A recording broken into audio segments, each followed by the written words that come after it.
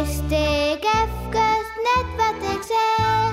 Er woont een beer op Schiermonnikoog. Beer Boeloe, Boeloe de beer. Wat oh wat, beleven te deze keer.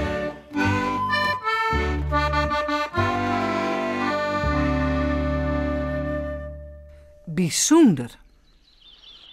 Wist nog dat Beer Boeloe juist aan elk die het maar jaren woe vregen werd hij of zij goed in wie? Nou, wieke wie goed in? Krekt, schilderen. En Sipke? Vanzelfs de computer. En Omke Willem? Ja, van alles wat, jonkje. Oerel een beetje van. Dan blijft het leuk, hè? Ja. Dat vindt Beer Boeloe ook mooi. Ja, oerel een beetje van is prachtig. Oh, krijgt wat van Omke Willem. Zei het er bij hemzelf, als het terugrent. Daar zucht de Melle die krekt uit zijn mollebulten komt. Beer Boeloe. Hoe is het met dat, jongen? Lang dat jongen, hè? Hé, Melle.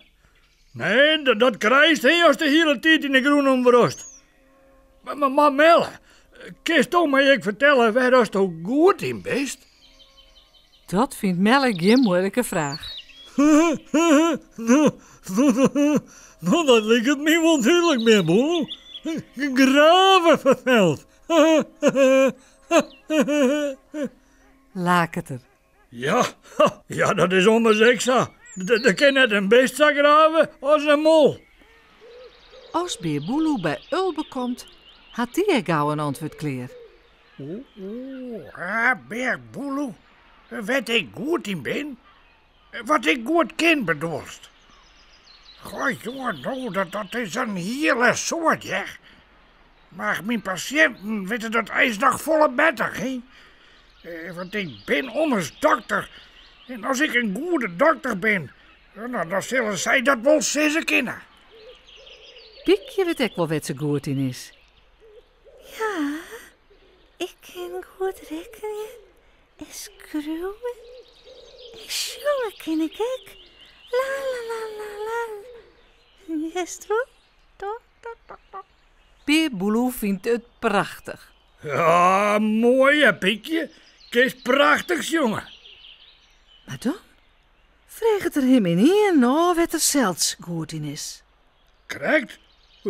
Wat ken ik nou eens goed? Want dat weet ik nog heel tijd net. Hij rent op hoezongen. Miauw, waar is toch goed in best? Nou, ik weet het net. Best al weer verjeerd nu zitten te aan. Dat zal het weer net wezen. Miauw. Maar dan wit Beer Boeloe het dags. Hij jouwt Jannie haar blikje viskas en... Ja, ik weet al wat ik heel goed ken.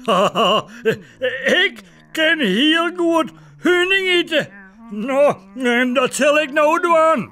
Nou,